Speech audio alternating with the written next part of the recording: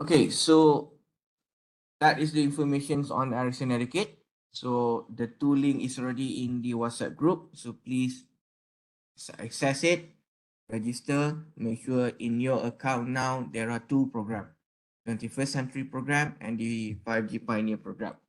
Okay, so once you do that, and hopefully you can complete it, and hopefully it will be beneficial to you and for your own progress. Okay, so you can see I also register it. I just managed to complete one.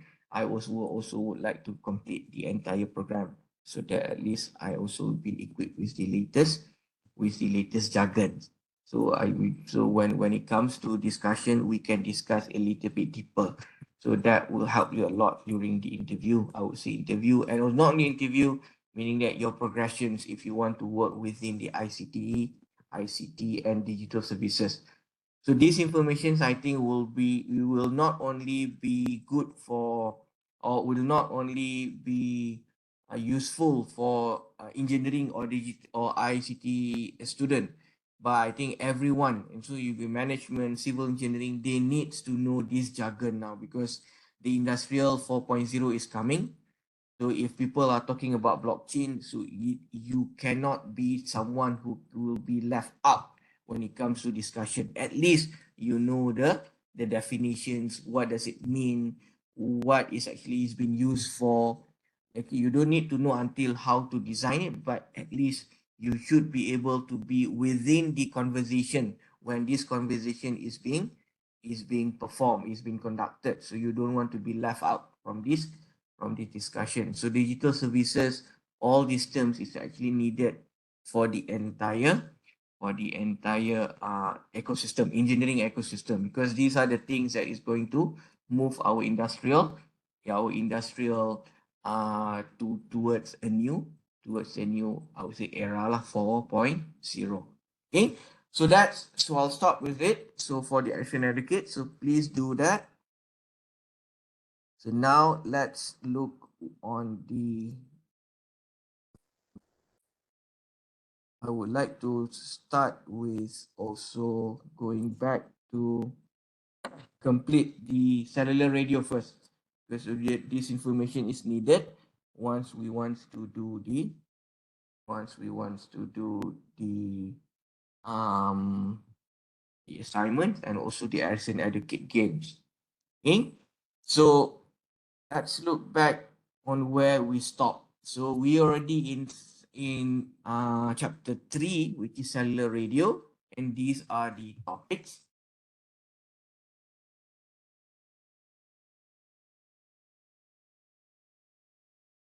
So if you can see, we actually stopped and we already covered these three topics.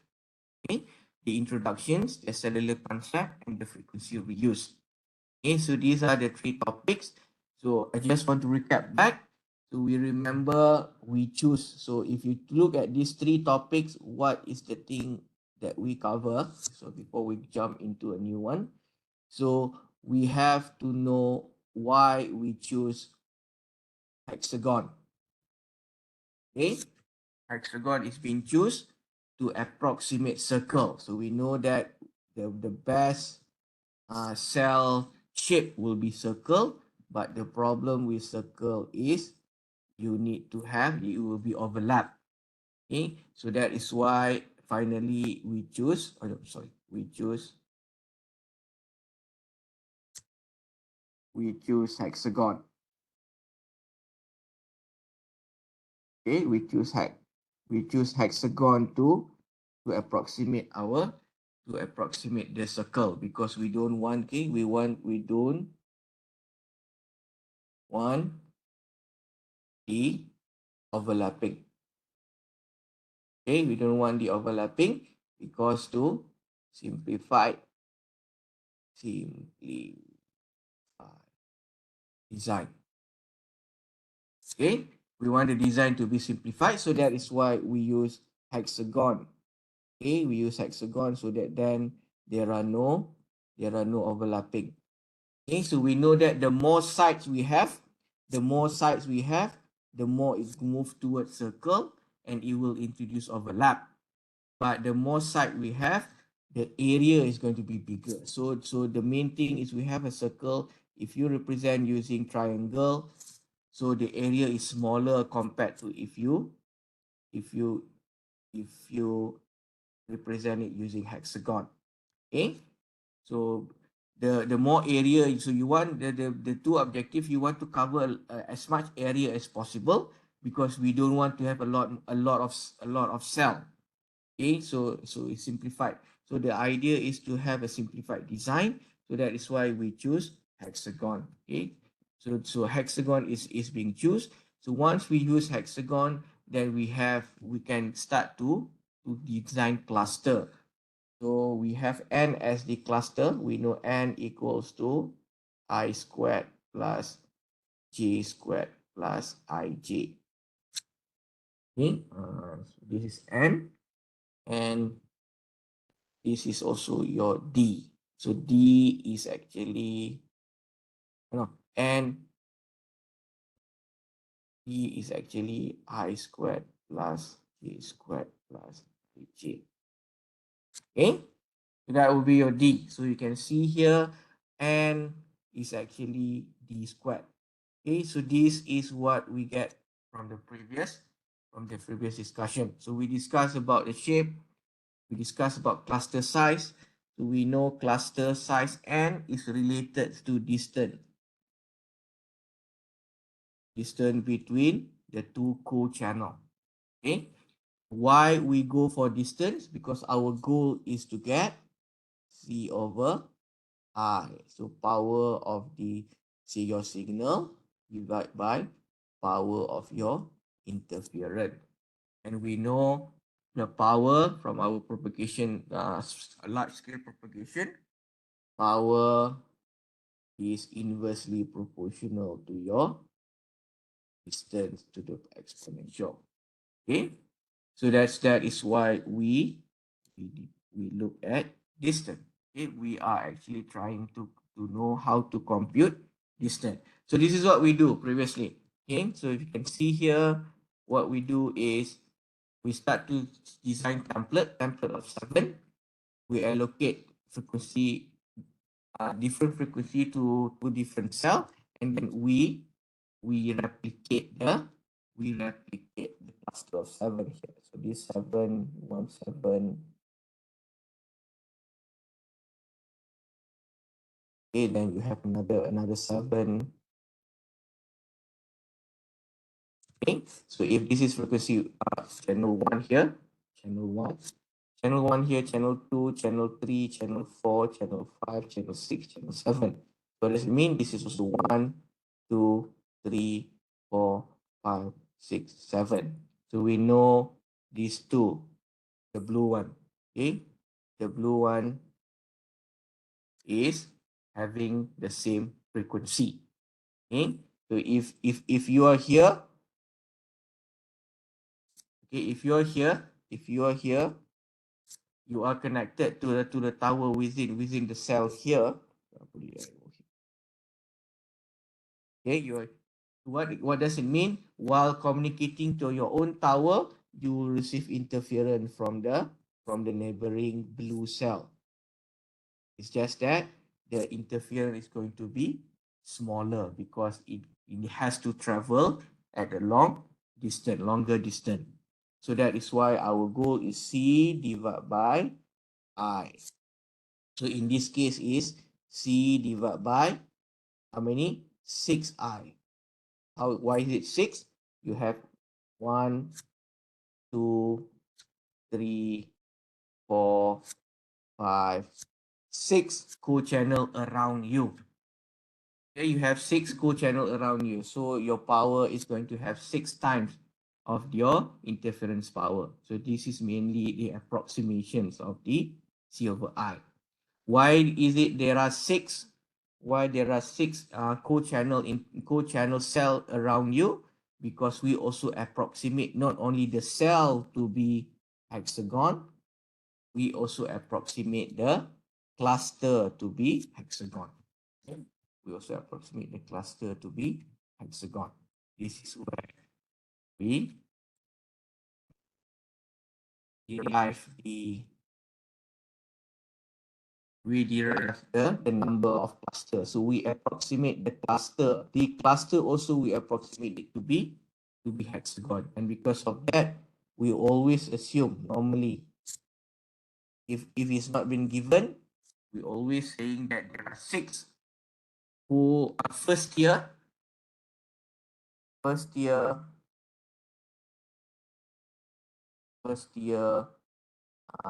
who channel cell around you. Okay.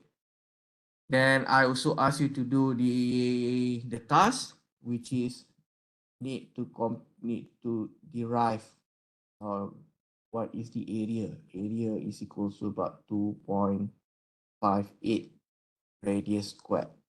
Radius is from middle to the log to the furthest point in the cell. So it makes sense because it starts with a circle. This is the radius. So if you start with it, so radius is going to be something like that.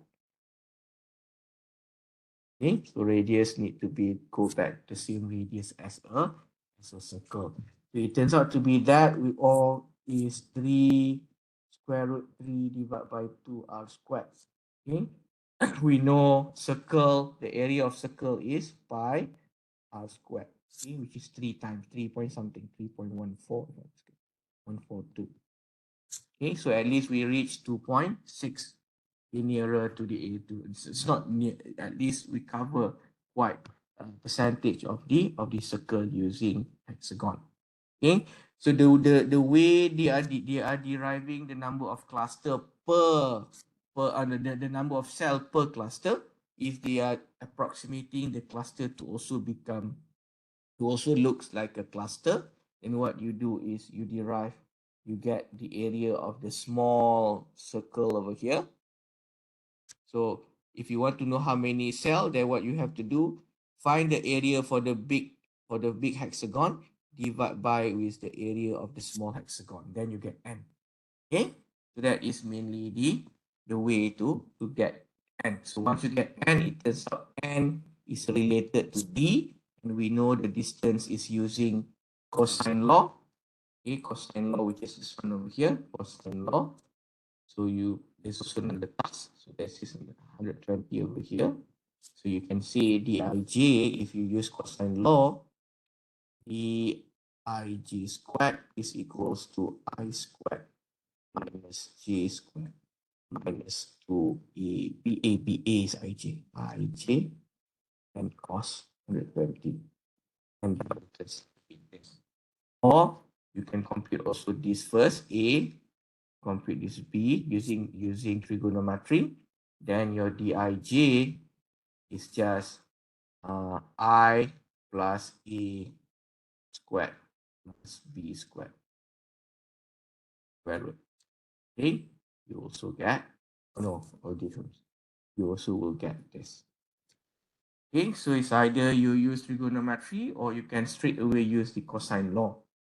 Okay, cosine law. So that is mainly how to get the distance, because we want to know distance now. So for example, we are here. So we want to know if this is the tower that is also using the same frequency. So what is the distance u from the tower? So to know the distance, what you do is just you get this. So this is I. In this case, I equals to 3. And this is J. J equals to 2. Okay. 1. So 1, 1, 2. Okay. So I equals 3, J equals 2. So this is where you can straight away get the distance because you are using the coordinate. Okay. So this is so somehow this is the simplifications on D that come from cosine law. Okay, so again, the idea is to get D. So once you get D, once you get A, then it turns out that the number of cluster you need to follow and equals to I squared plus, suddenly you put ij in the middle, or j squared. That will give you the number of cluster. Okay, the number of valid cluster I equals to 0, J equals to 1. Then you have 3. No, you have 1, 0, then you have 1. Then your N equals to 1. And this is the conventional system. Conventional system. No frequency reuse. So once you have more I1 and 1, you only have a valid number of clusters. So cluster can only be 3, 4, 7, 12, 19, and so on, because I and J needs to be integer. Okay, I and J needs to be integer. So there is a valid cluster size depending on the uh, the um, the equation that we derive that comes from our UV coordinate system. Okay, so this is how it looks like. So cluster 7, we will normally people like to use cluster 7. So you can see here there is a 7. So this is a cluster of 4. So this is a cluster of 19. I'm making up. This is a cluster of 19. How do you get 19? You can see here 1, 2, 3. So your I equals to 3. Then you have 1, 2. So your J equals to 2. So your N equals to 3 squared plus 3 times 2 plus 2 squared. And that will give you 9 plus 6 plus 4. That will give you 19. Cluster of 19. The cluster of 19 is you move I 3 times. 1, 2, 3. And then you move J 2 times. 1, 2. Okay, remember the axis is UV axis. Okay, this is U, this is V. Okay, you are is UV axis with this is 30, so that will be 60 degree. Your axis is not the normal standard 90 degree XY, Y and X. Your axis now is 60 degree, U and V. Okay, U and V. And because of that, you can get the distance. Why we have 60 degree U and V coordinate? Again, it goes back to because we choose the shape to be hexagon. Okay. So everything start with the selections of hexagon, and that is how they develop the design procedure, the design mathematics, the design procedure on how we can design a cell, the cell network, the network of our terrestrial of our mobile system. Okay, so that's cluster. Yeah, so cluster. So this is something I've been repeating back the from the previous six. So we got until N. Any questions? Anything that you want to ask regarding last week's material? Okay. Then let's go to system capacity. So now it goes to system capacity. So it turns out that system capacity is related to so this is the number of user per cell. Okay, we want to know for this one cell how many user this one cell can serve. So how many user that one tower can serve. So that is what we want to know. So the system capacity. So we know that we have so the reason why we have this frequency reuse, this cellular concept, because we have limited number of spectrum. Okay, so let's say our spectrum, we only given 20 megahertz spectrum. Okay, we only have 20 megahertz spectrum. So once we have 20 megahertz spectrum, we'll take an example GSM. The filter size is about 200 kilohertz. What does it mean? So every 200 kilohertz, 200 kilohertz filter, you can send one signal in the middle. frequency carrier. Okay, so your system is 200 kilohertz. What does it mean? Based on the entire spectrum, if you use your spectrum, your filter at FC1 here, what you will have is you will get only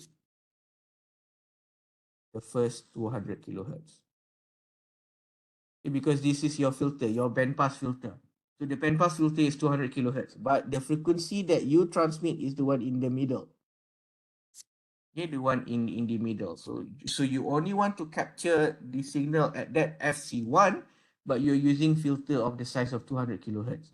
So once you have your 200 kilohertz, then you can divide the available spectrum into the equal 200 kilohertz like slots, frequency slot. Okay, that gives you about how many? 200 megahertz, 20 megahertz, which is 20 times 6 divided by 20 kilohertz.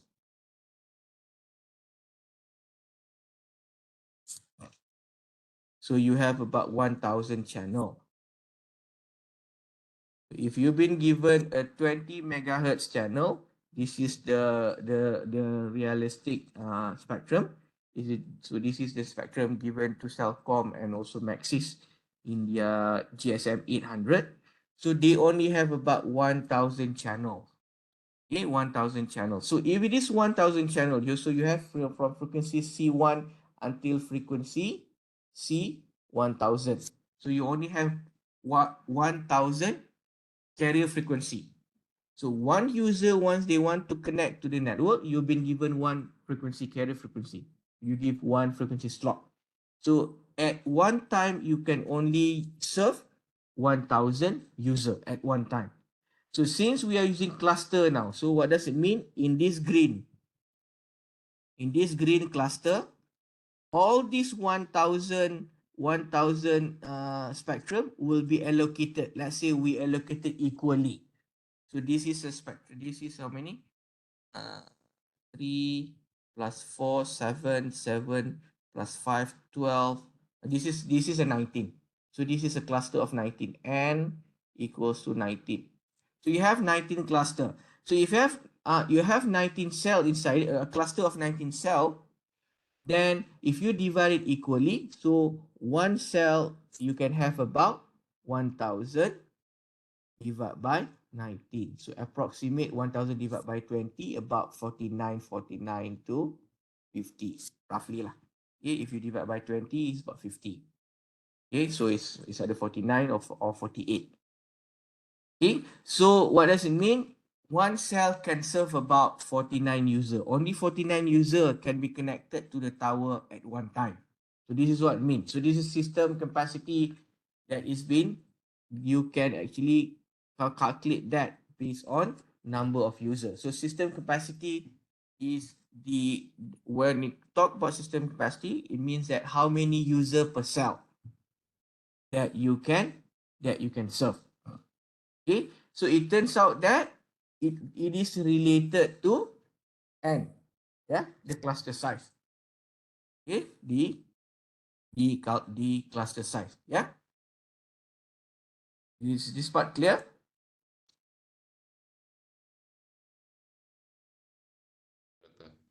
Thank you. Okay, Cheryl, do you have questions? Tak ada. Tak ada. Okay. Okay, so when it comes to system capacity, is how many users per cell. So this is what I would like to say. And for this slide, they say how to get N19, then you have to move. So where is so A, yeah? So for example, here is 1, 2, 3. Again, I equals to 3, 1, 2. J equals to 2. So again, it goes back to our previous one, 19. I equals to 3, J equals to 2. Okay, that is how you compute you know what how many cell in one cluster. So this is a cluster of 19. So what they do? Every 19 cell they duplicate. So system capacity is how many user per cell, or they can also say how many user per cluster. So how many user per cluster now? How many user that you can serve per cluster?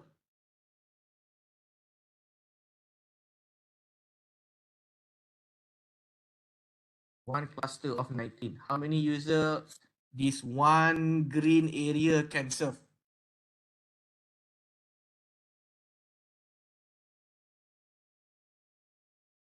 1,000. One. Yes. 1,000. Good. Thank you. So it's 1,000. So if you say capacity per cluster, then it goes back to how many channel you have in your spectrum. But if how the capacity per cell, then you have to divide by n. If they say capacity per area, then you can say you have 1,000 user per cluster. If this is an area of Kuala Lumpur, let's say Skudai lah, Skudai is a unit about 20, about 220 cluster. Let's say you put here, I put here 20 cluster to cover Skudai. So if one cluster is 1,000, meaning that it can cover within Skudai is 20 times 1,000. So you can cover about 20,000 user subscriber at one time. So one, if you duplicate cluster until 20 cluster to cover Taman U, UTM, maybe some Kangkar Pulai area, so it's require about 20 cluster. So if one cluster that can have 1,000 channel, then you duplicate it 20 times, then you can cover. So you can serve 20,000 subscriber or user at one time. Okay, so this is how you compute system capacity. So system capacity goes back to numbers of user. It doesn't refer number per user per cell, number a number of user per cluster, or number of user per area. So when it comes per, if you go per area, then you need to know how many cluster is being used to cover this entire area. Okay, so this is system capacity, number of user.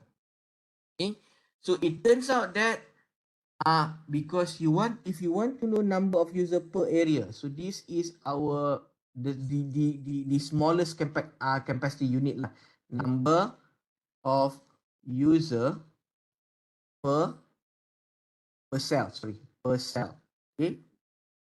So this is the smallest capacity unit because we want to know how many users in that.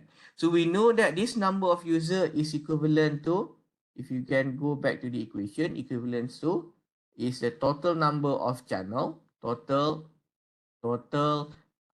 signal, channel,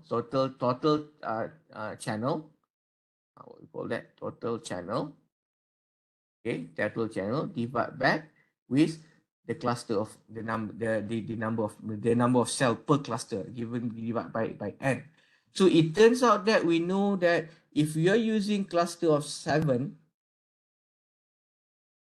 okay, you're doing a cluster of 7, then your n is going to be 7. If you're using the previous one, which is cluster of 19, is n equals to 19. So it turns out that the larger the cluster, the bigger the cluster, less number of user can be served per area, per cell. So the number of user per cell going to reduce. When n goes up, number of user going to reduce per cell. Make sense? Okay, so the number of user per cell going to reduce. So the larger number of the larger cluster you use, less user can be allocated per within one cell. But we know that we know that the larger the cluster, the protection distance, the distance d is going to increase because the larger the n, this will go to larger d. So larger d, what does it mean? It means that your interference power going to reduce. Okay, your interference power is going to reduce. Okay, it's going to reduce. So I think there is some error over here. Let me check first. Okay, so we can know that d divided by r, it is related to d, right? So d is related to n. Okay, so when your d, yeah, so here is q. So q, when your d is small, your q is going to be small. So d small, what does it mean? It means that you are using a smaller cluster. So when your d is small, your Q is small. So when your Q is small, what does it mean? Your D is small. D is small, your cluster is small. Okay, your cluster is small, but when your cluster is small, then your capacity per cluster is going to increase. Okay, just now 1000 divided by 7, 1000 divided by 90. It's going to have different number. Okay, but this is the wrong one. When your n is small, your C over I is going to go down. Because of why? Because your carrier, your interference is going to be big. Okay, your interference is going to increase because your distance D is going to be small. So you will receive more interference. Then the next co-channel cell is nearer to you. So this is wrong, yeah? So later please change at the notes. So capacity big, C over I is going to be small. Because of why? Because I is going to increase. Okay? Why I is increased? Your co-channel interference cell is nearer to you compared to the previous ones. Previous one, the distance is actually further away because we know we use a normalized cell size. What is a normalized cell size? Cell size normalized is your radius is about 1 divided by square root 3 because we normalize distance between cell to be 1. Okay? Distance between power in the cell, the center of the cell to next to the neighbor cell, we normalize it to be 1. So because of what we normalize this to be 1. Remember, we normalize this to be 1. So this D small, D equals to 1. Okay? And because of that, your radius is 1 divided by square root of 3. 1 divided by square root of 3. So the bigger the cluster size. So let's say we do it differently. When D divided by R is big, D divided by R is big, then your quality of service is going to be big. Quality meaning that C over I. So this is actually okay. Quality is C over I, but N is going to be big. Because of N going to be big, your capacity is going to be small.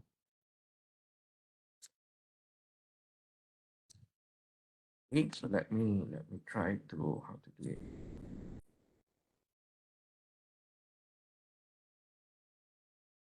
It is all ink on slide. Okay, so I get this back. So this is wrong, eh? This is actually going down because it's going down. Okay, so you can see quality going down. What does it mean? When quality going down, this meaning that your C divided by I is going down.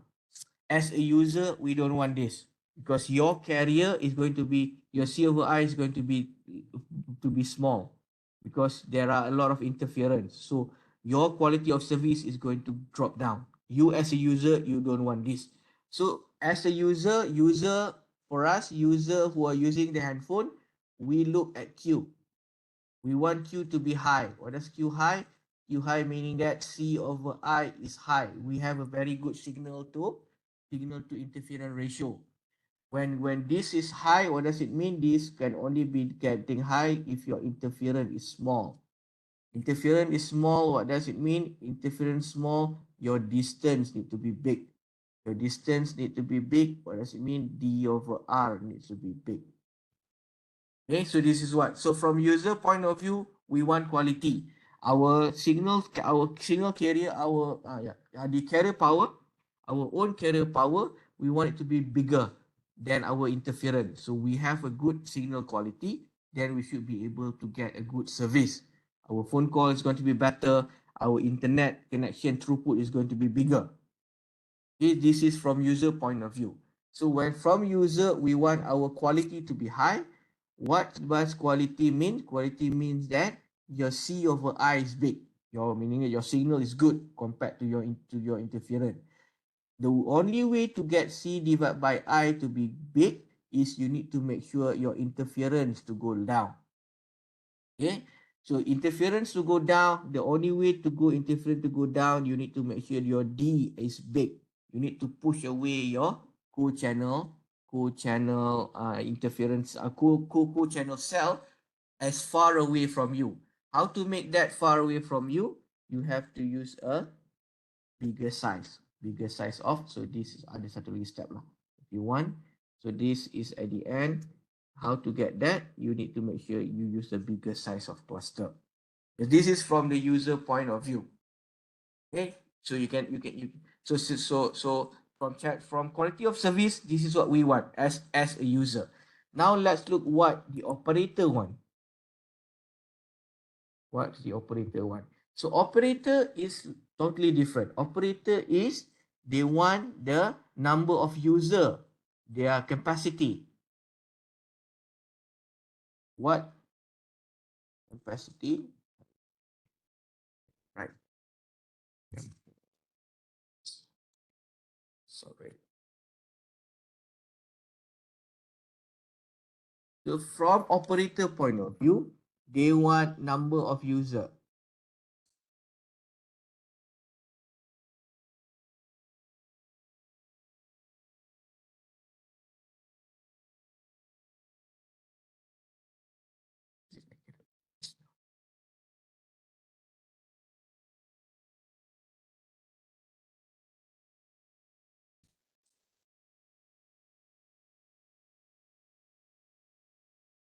Okay. So they want number user per cell to be increased. This is what operator want. Maxis want, Telcom want, Mobile, DG. What they want is they want within one cell you can serve more user. Okay, you want more user. So if you want more user, what does it mean? It means that you have to use smaller cluster.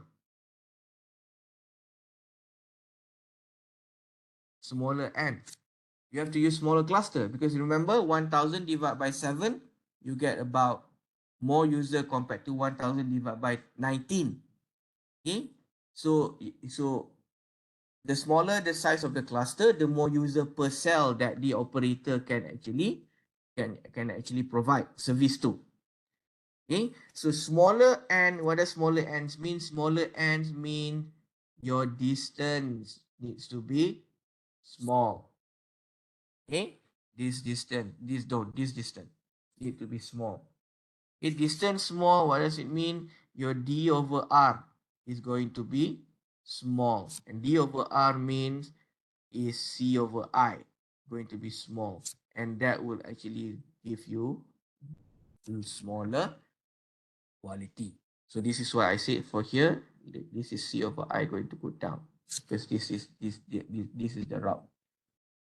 Okay, so quality of service going down will make number of user going up. It makes sense. So this is normally when once within one cell, if a lot of people start to come in, if our operator only cares about having more user per cell, then you have to share the spectrum with more user. When you share spectrum with more user, it turns out that the price that you need to pay is you need to put your co-channel nearer. Once you put co-channel nearer, your signal quality is going to go down and your quality of service is going to go down. Okay, so your speed is going to be less. Sometimes you can make phone calls, sometimes you cannot make phone calls. Okay, so there are two ways. So it's either you want. So when it comes to system capacity, there are two ways. There are two directions. One from the directions of the user. The target is actually you want Q to be high. Okay, your signal quality to be high. Your C divided by I to be good. Then you can see that C over I to be good. D needs to be far. Then D to be far. D over R needs to be far. Another one from the operator, from the service provider, operator. Okay. So this is for example punya Celcom lah. Celcom, DG, Maxis, and so on lah, you mobile and so on. So for them, what they want is they want the capacity to be big. Capacity to be big. Once they want capacity to be big, what does it mean? It means that their the cluster size need to be go down. Cluster size go down, distance go down, C over I go down, and your quality go down. Okay, if you want to put more user within the cell, this distance is going to be reduced. You have to sacrifice the distance. Okay, so this is the trade-off between capacity and the channel quality. Okay, so the what we measure it as Q here, quality. Okay, and related to distance is given by D divided by R ratio. The distance divided by this ratio. Okay, so because R is the distance for your own signal to your own tower, D coming from tower, the neighboring tower that is using the same frequency.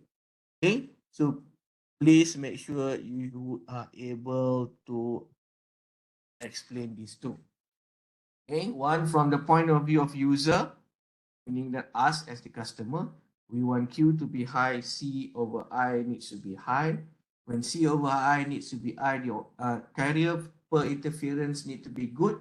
The only thing we can have that is you push away your interference. To push away your interference, you need to make sure your D is huge, D is bigger.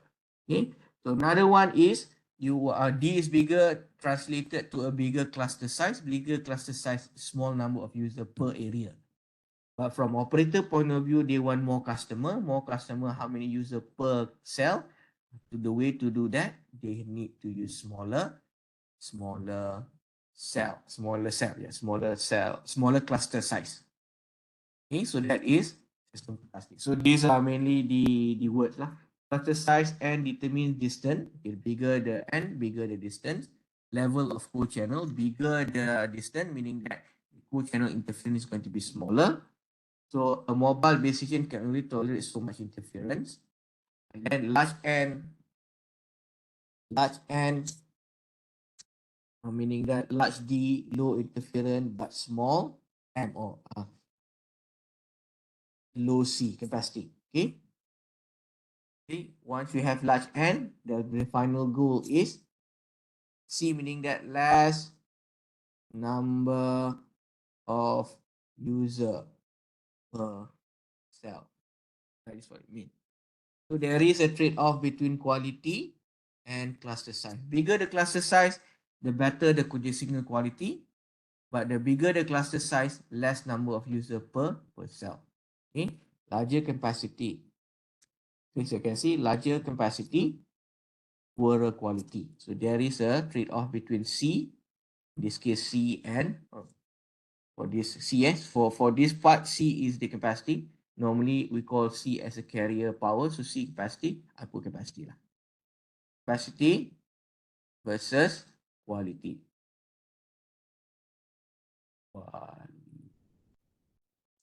Okay. Versus quality. Okay, so if you look back over here, it turns out it looks something like this. So you can see for left and right. So for left and right,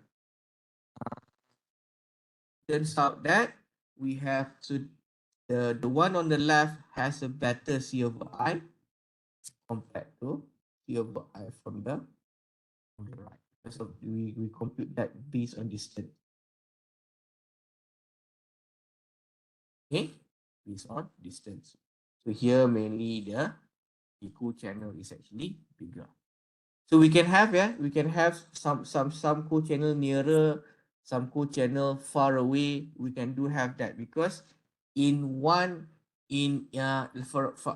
for example, they want this area to be nearer because of why? This may be a street.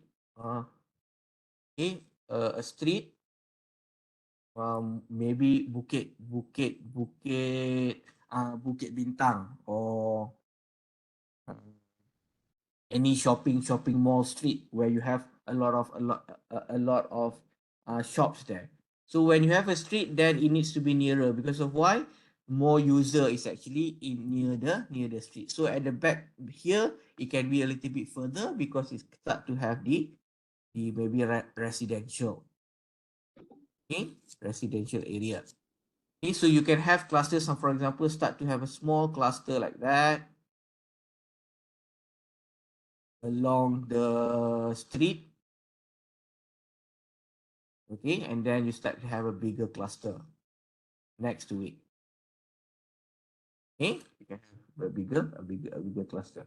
So what does it mean? So this first area for populated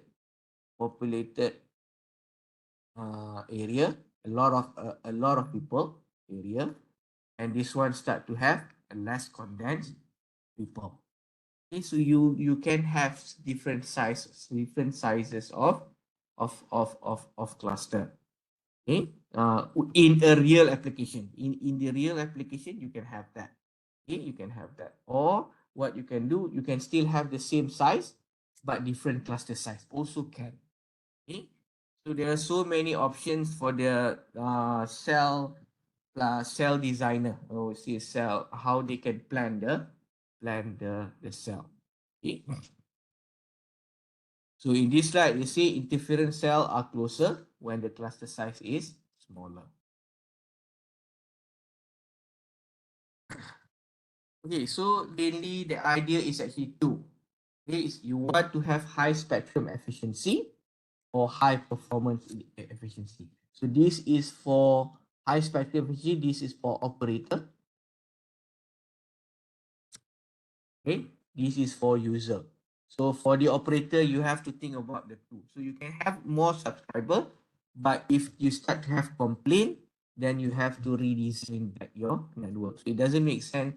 You try to squeeze as many of user per cell, but then MCMC or the regulator receive complaints on your for the quality of your service. So that is also what car operator doesn't want. So there you have to you need to trade off between the two. Okay. So high spectrum efficiency, you get as many user per cell. So this is what you want. Spectrum meaning that you want C over I. Highest performance C over I to be better. Okay, so this is user per cell lah. So this related to and needs to be small. Okay, so there is a trade-off. You cannot go one if you go extremely in one direction. So for example, you go extremely to this direction, you will suffer the second objective. Okay. Any questions on the capacity?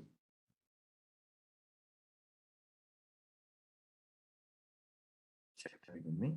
I will go up and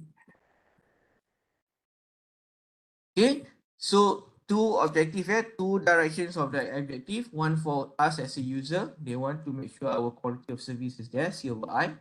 Another one as they want to squeeze as many user in one cell. Okay, so then we know that how we can actually allocate the frequency. So how can we make more user within one cell?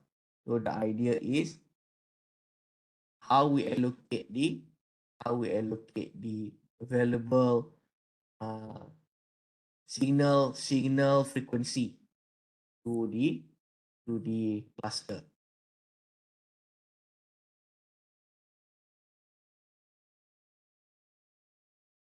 Okay, so how we allocate. So it turns out that another one to increase the number later we'll do of this the cost, the probability of blockage. So let's assume we have about 70 signal bandwidth. Okay, so that's 70. So one approach is we divide it equal fixed channel allocation. So we assume our populations are uniform, meaning that the area has served equally. Then the easiest way we can say 10, 10, 10, 10, 10, 10, 10. Is this clear? So we have 70. Let's say our spectrum. We have 1, 2 until 70. This is 70. This is 69. So these are the spectrum given to us. It doesn't really matter lah. So, but we have 70 signal bandwidth. Then if we want to divide it equally, we can have it in 10, 10, 10, 10, 10. Okay, so this is what we call fixed channel allocation.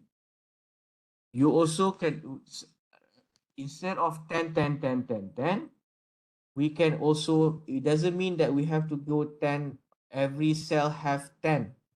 We can also fix. What does it mean? It means that the number per cell is fixed. For example, we can also have certain area to have bigger number if we know the topology. Okay, we know that these are 10, so maybe the one in the middle is mountain. So let's say we go to Montreal. The one in the middle is the Mount Royal. So the Mount area we put 5 over here. In front of Mount area, this is where the city center. So this is 15, or this is 20.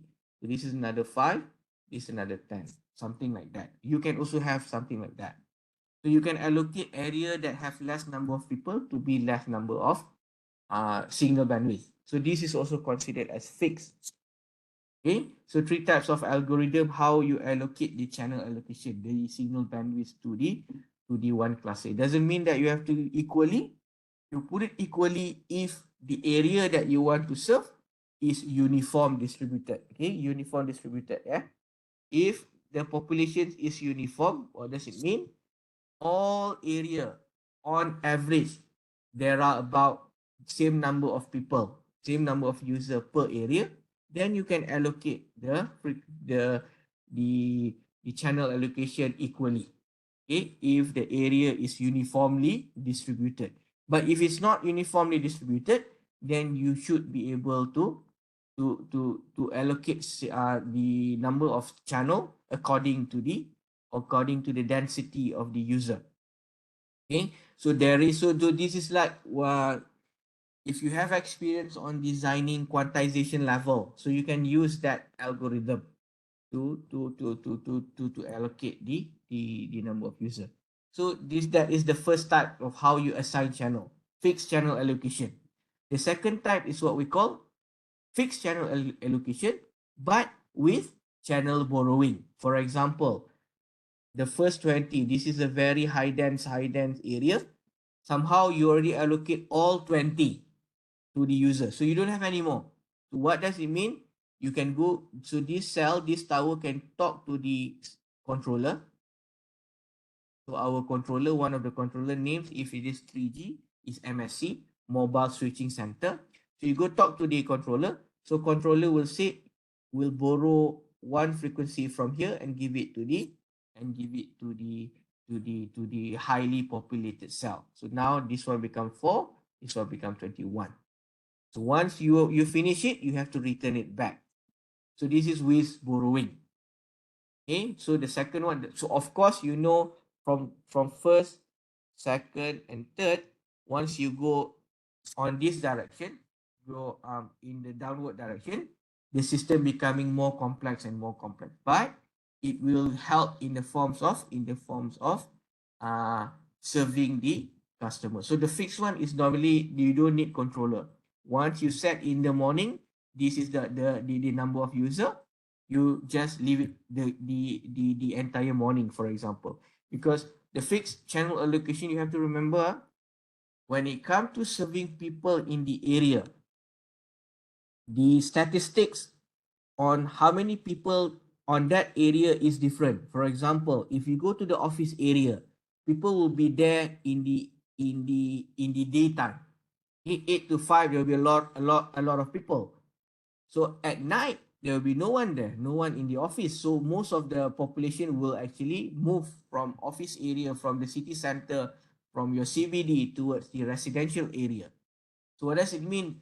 During daytime, the number of fixed allocation per cell is going to be different. During night time, it's going to be different. So this you have to change according to time. So maybe you put every 4 hours they have you have to change based on the number of user connected, based on the statistic.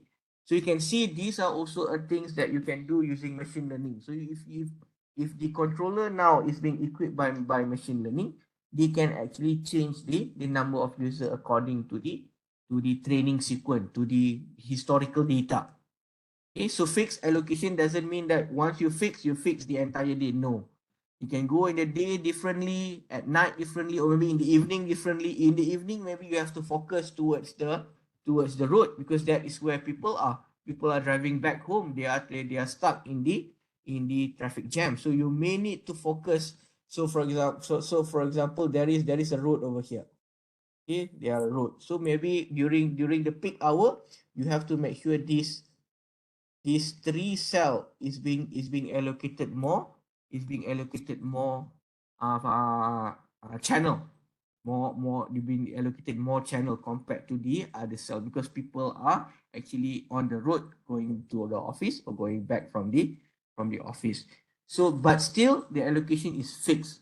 But if you want to go to the next one, the more difficult one, fixed, but you can borrow. If the cell is already run out of the channel, you can borrow. The last one, number 3, is the one that you need more coordination, meaning that you give more tasks to the controller. You give more tasks to the controller. So what does it mean? You didn't allocate at all. You put all 70 channel in a pool. So once the cell need it, you give it to the cell according to the demand. Once you finish, you return it back. Okay? Once you finish, you return it back. Okay, so this is actually another the last one, dynamic channel allocation. So you give it without, you didn't specify in the cell, you put it in some, for example, a pool. You put it in one bank. Once the cell or the tower require the channel, then you give one channel. So the controller needs to do more coordination work, because every time request one channel, you have to give one channel. Okay, in the forms of complexity, so this is going to go complexity going down. Complexity is going to be higher when you move from 1 to 3. Okay, so these are the 3 times when the 3 approach that you can do when you want to allocate channel. So there is one point over here called call of blockage. Delete so that I can. Okay, so clear? Eh? Any questions on this? So 3 types of allocation: fixed with borrowing, dynamic meaning that you didn't allocate at all. You put it in your purse, in one pool, in one bank. If the tower need it, you give it to it and then return it back. So everyone needs to request from the controller when you need to use it. Okay, so these are the 3 types of channel assignment. So there is another terms inside this slide, which is cost. Okay, inside this cost. So let's draw back the to be clear so that we can discuss.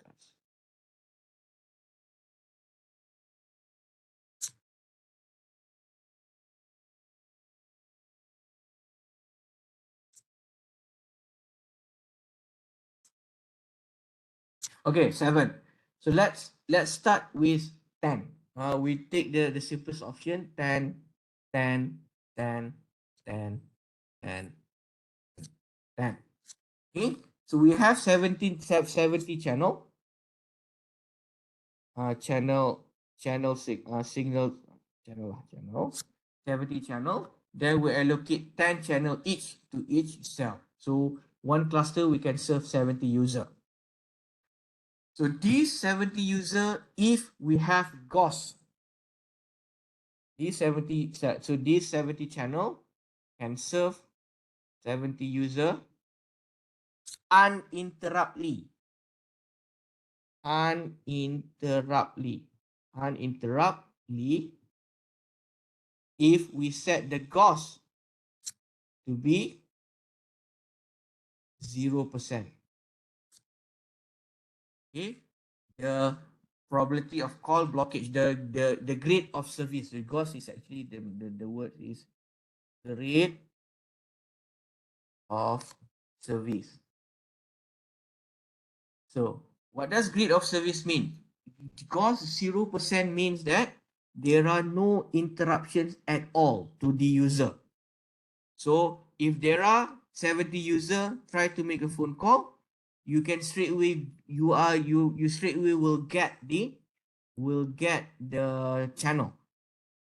However, and once you set it to be 0%, the only limitation is you can only serve 70 user, right? Because you don't introduce some interruption. However, if you allow the user to be interrupted a bit, 2%, 5%, 10%, interrupted, what does it mean? You block the call. Okay, you block the call. What does it mean here? 2%, 2 out of 100 calls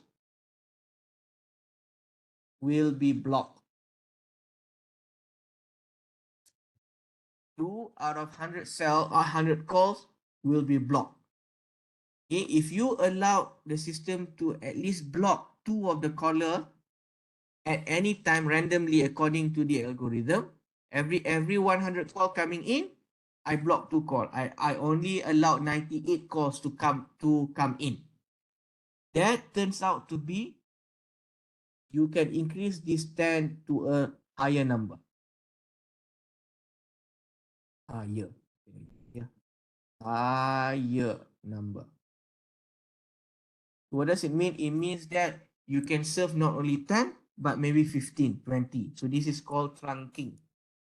There is a trunking theory. We will look on that trunking theory. So the idea is like you are in the counter, service counter, post office or any or the bank.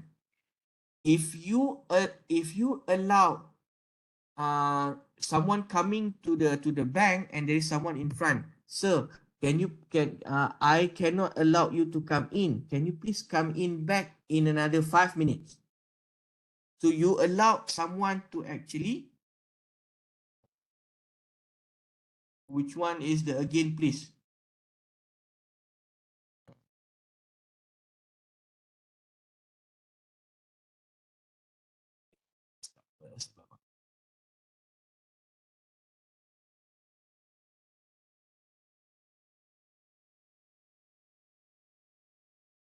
Oh, start first. I don't know this.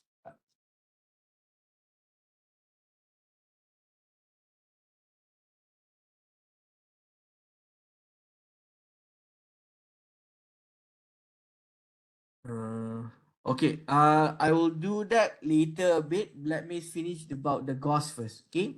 Um.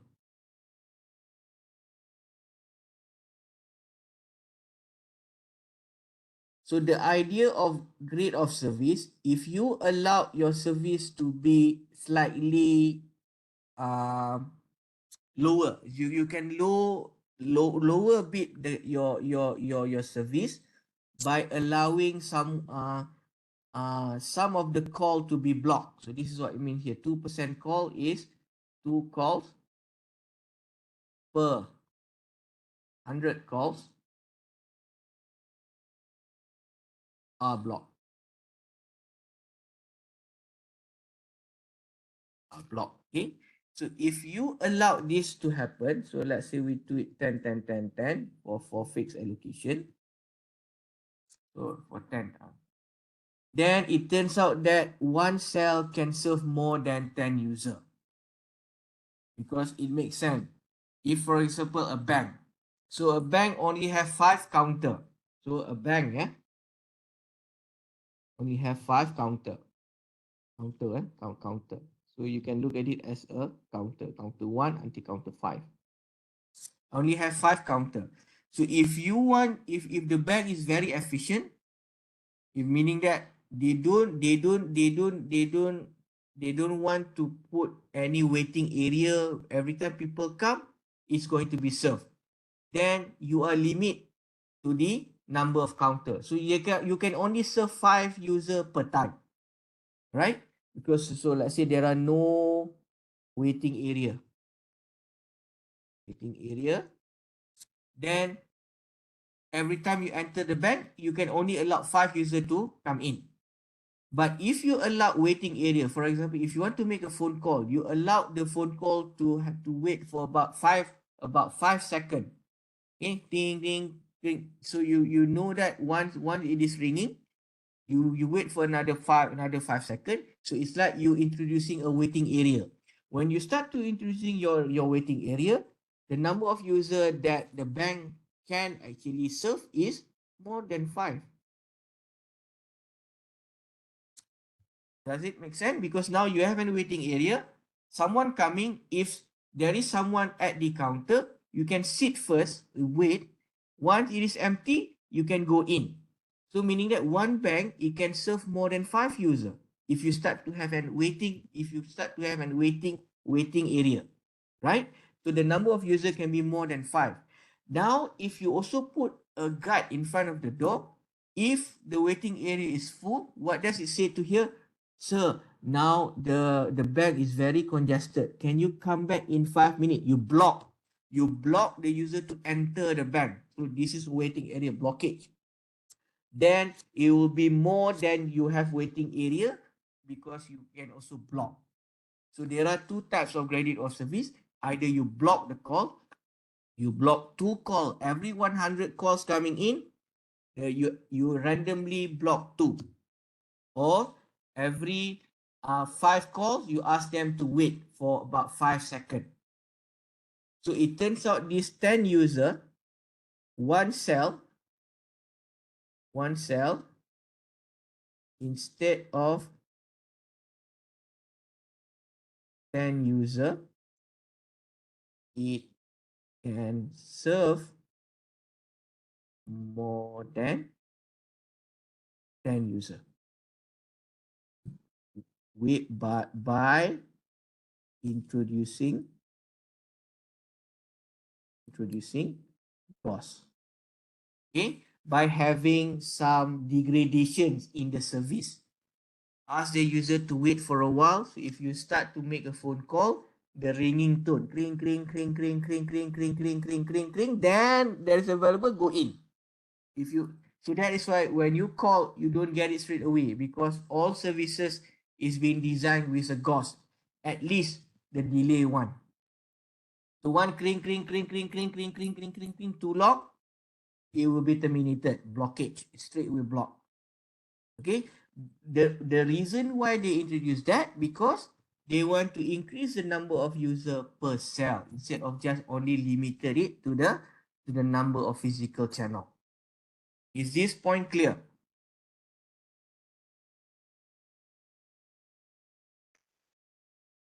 Clear? Okay, so if you introduce some degradations in the service by asking the user to wait when they try to make a phone call, or to block straight away, then you can increase. So this 10 physical channel can be used not only for 10 user, but actually more than that. Okay, it's the ideology is like, when you have a counter, only 5 counters, but you start to have a waiting area, the bank can serve more than 5 user, because you can come in first, wait. Once the counter is free, you go in. Or if already full the bank, at the door, please come in another 5 minutes. You block straight away the service on that particular time. So now the question, if you design your system, one is delay, meaning that wait, versus straight away block, which one can serve more user?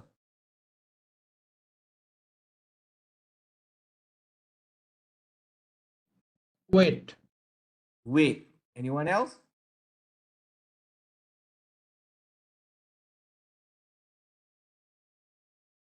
Wait or block?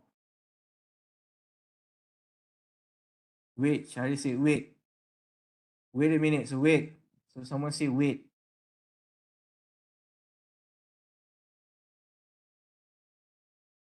Anyone saying block?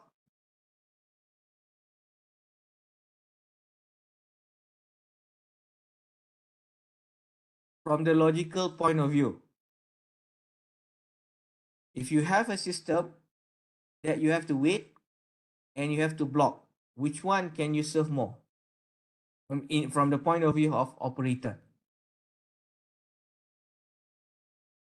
actually block. The lesser the grade of service, the more user you can entertain, because block is actually more severe compared to wait.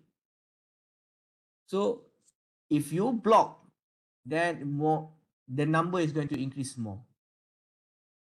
Okay, so if you block two user block or just two user to wait, the waiting one, the number of user that you can serve, the severe the degradation. So the word here is if the degradation is severe, is more severe, then it allows the system to serve more user, because block is actually more uh is more severe compared to wait, because block is like, don't come, you come another 5 minutes, wait, at least please you can come in, and can you please have a seat first, because you are putting more you are also putting resources to prepare a waiting area. So if you put more stress towards your system, meaning that you need to also put resources to allow someone to wait, it's like you have to build the waiting area, then your resources is actually going into that, not going to increasing the number of user.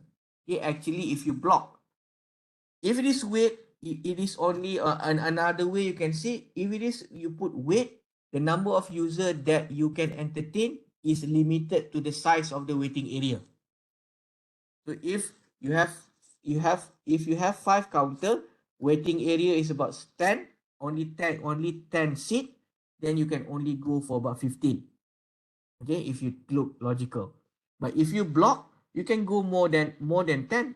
If the user 20 people come, you can block all 20. So somehow block all 20, you come, then you can say you come 1 minute, you can put something like a list, you come at another 1 minute, you come another 10 2 minutes, 3 minutes, 4 minutes, 5 minutes, then you can serve more. If you block, because if you wait, then it looks like it is limited to the waiting area. But if you block, no matter how many comes, if you allow your system to block, meaning that you can serve more user. Okay, so this is the channel assignment strategy. So now let me discuss back. Let me repeat back just a quick one on the 3 types of channel. Okay, so you have, let's say, cluster of 7.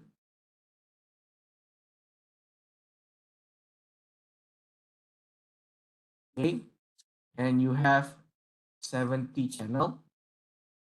70 channel. Okay, 70 channels. So you have 70 channel. Decide somehow you have 70 channels. So if you do fixed allocation, you can have fixed allocation, for example, 10, 10, all to be the same if the population is uniform, meaning that all area on average has the same number of user. Then you can put 10, 10, 10, 10, 10. But if there is some area that is more user than the other, you can also allocate fixedly. For example, this one I want to put 20, 20. So this is 5, 5, 10, 10, 10. And you can add a 5 satu lagi. 5, add a 5. Okay, you can also put something like that. This is also called fixed. Okay, you fix the number. So another one is fixed with channel borrowing. For example, this part over here, you don't have any more. All 20 channel is already been allocated. Then the tower here can talk to a controller. And this controller will maybe ask the next tower to share to share the frequency. So they become 21, this become 4 first. When it is finished, you can return it back. So this is with borrowing. Okay. Another one is you don't allocate, you put all 70 in one bank. If let's say the cell need it, if the cell need it, what you have to do is just so there are no fixed frequency in the cell.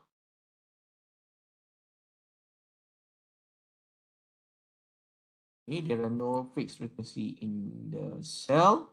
So if it is needed, you will take it from a pool, then return it back.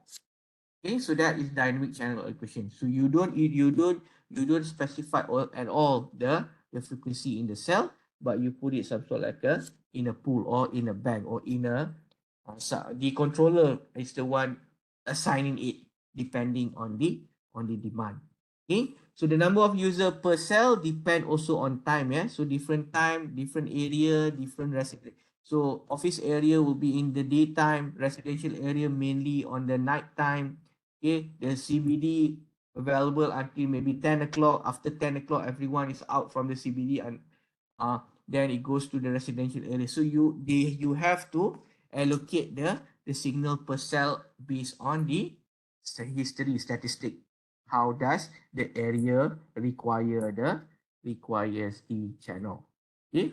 Then another one just now we to see if we introduce blocking or delay, it can increase further because it go back to the ideology of the banks. The counter is only 5. If you allow a waiting area for another 10, then you can serve 15 now, not 5.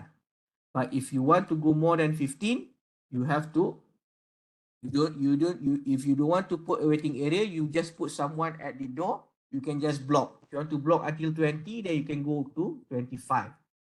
Okay, so blocking will get you increase more user. But of course, it goes to severe. Yeah, you as a customer, if you have been allowed to wait and you've been blocked, which one is the one that piss you more? If you go to the bank, someone just block you, you cannot enter. You come back another 15 minutes, or you enter but you wait. Which one do you feel a better service?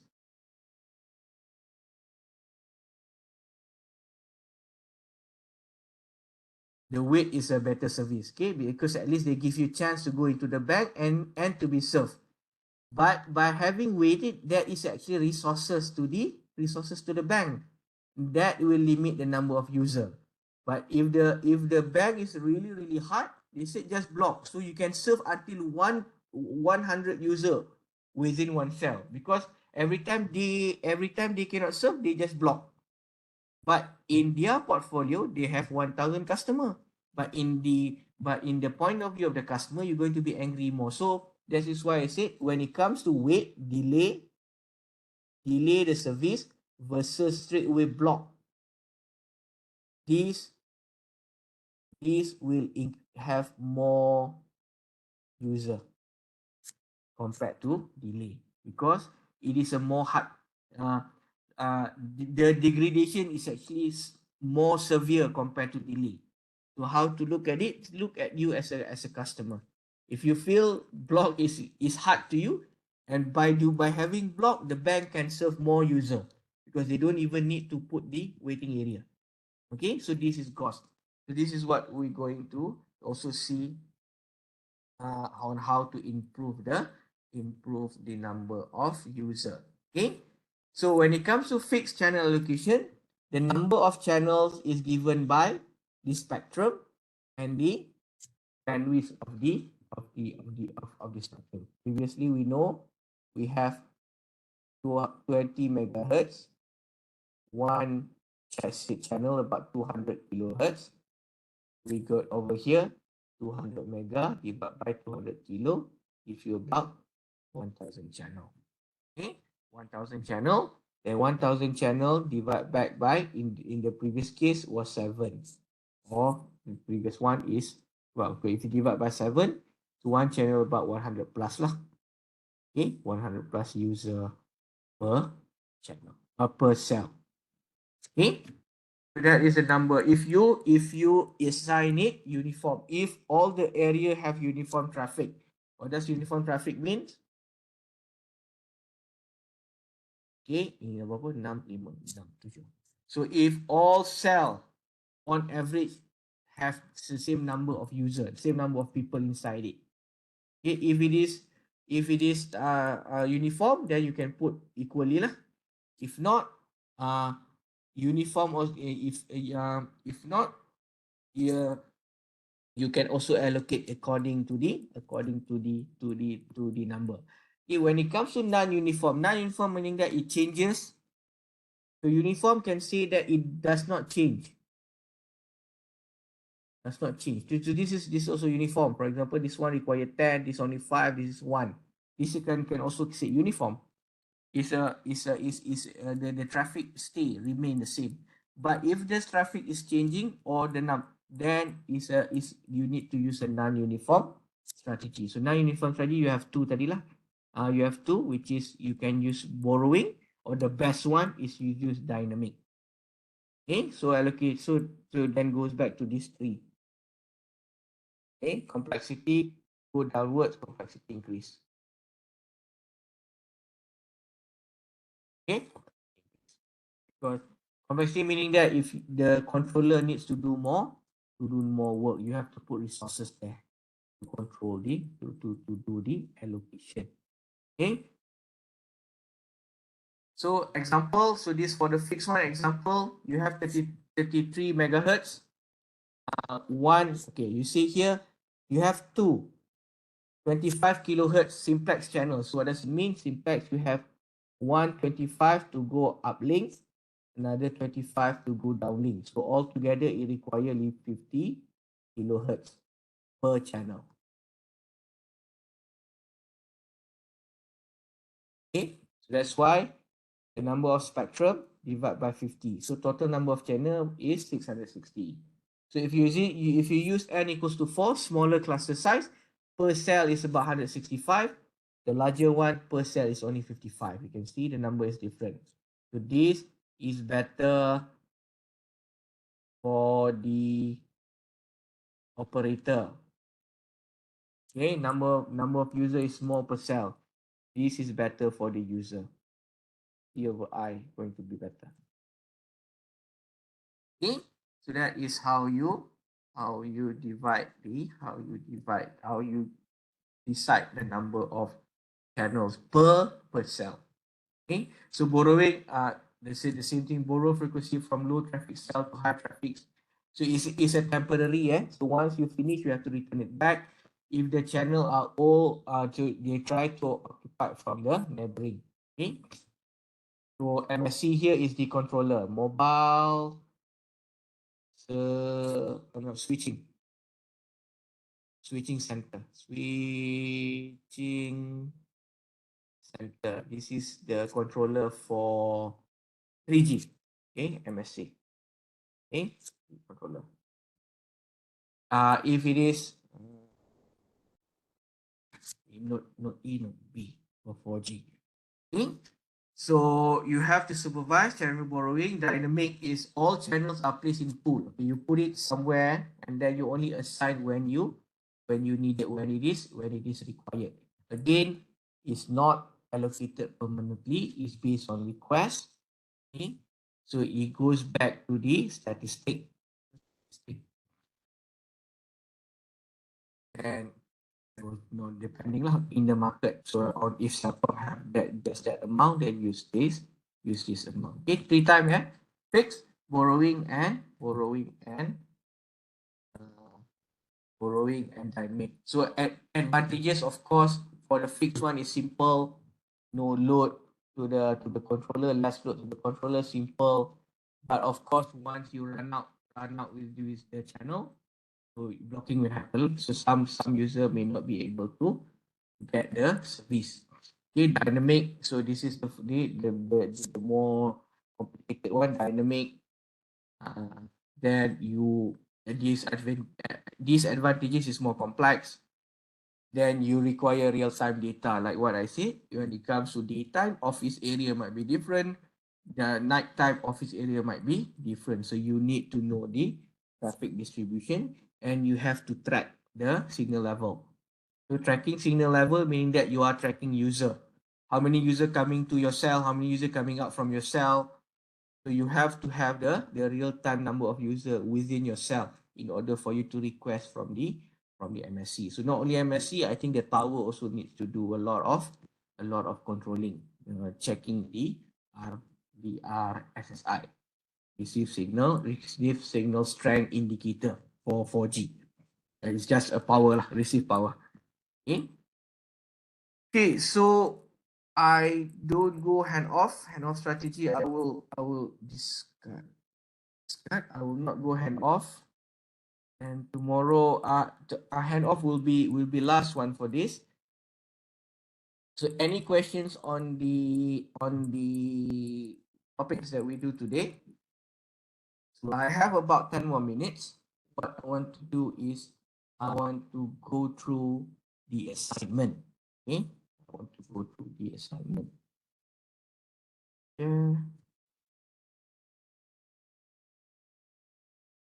Okay, assignment. So it's an assignment group of two. So two students for one assignment. Can. I will share the recording. Once the recording is ready in my account, I will share the recording. So whatever that is missing, you can refer it back. Okay. So assignment. So it comes assignment is on the cellular. Okay, when it comes to the cellular. So what I am trying, what you have to do is you are creating a case study scenario where you design a network, a cell network. So here meaning that you have to decide how many cluster you want to use, what is the size of your cell, how many user you can serve per cell, how you want to improve the number of users so that you can serve more user. Okay. So I put this as a soft copy design assignment. You can do your design. You can use Ericsson Educate portal to get the photo or design planning photo if you want. You can also, that is just one source of the material, or you can also find in any other material. But Ericsson Educate portal, the game one, has a very good step by step example how they do design. Okay, but for our case, we have to relate back with the equation, your n equation, your I, your distance, how many cluster you are actually using. Okay, so case study scenario, I put it here. I put here Ipoh City, or you can choose any other area. It doesn't need to be Ipoh. I just put example here. I take this from the Wikipedia. Ipoh or any other areas of interest. You can start with any city, or you can start with any if you don't want to go as huge as city, you can go as small as, for example, a road, a Bukit Bintang Road. So you know this is mainly a very high population. Then you need to know how big or how small your size is. So you can start with rural areas, suburban area, or you can also take, for example, highway. So many options you can choose highway. Then the way you design cluster is according to highway. So what you have to do is just you may need to take the map. Okay, and then you take the map and define your area of the area that you want to design, and then you start building up your network. So in this assignment that I will give, Ipoh City or any other areas of interest, this is open, has around 643 square kilometer with a population of 660. Okay, so for this area, we know the population is about 660. As a radio frequency planning engineer for one local operator with 20 megahertz spectrum and a full duplex channel of 200 kilohertz. And I choose this as a GSM. Assuming that the cost to build one base station is about 500,000, 500K, 500,000. While to add a sector is about 50 kilometer. We didn't go for sector yet. I'll share the assignment. Then later, once we go through this cellular, all this term is going to be to be explained in the class. So while one sector, if you want to add sector in your cell, is about 50K. Propose the cell planning with six tier one co-channel cell. So you assume one cell, there will be six around you as an interferent. And your system require at least minimum C over I of 15 dB. Okay, you need 15 dB.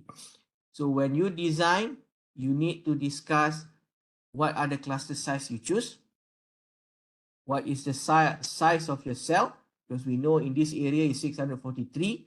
The bigger the cell size, we know the bigger the cell size.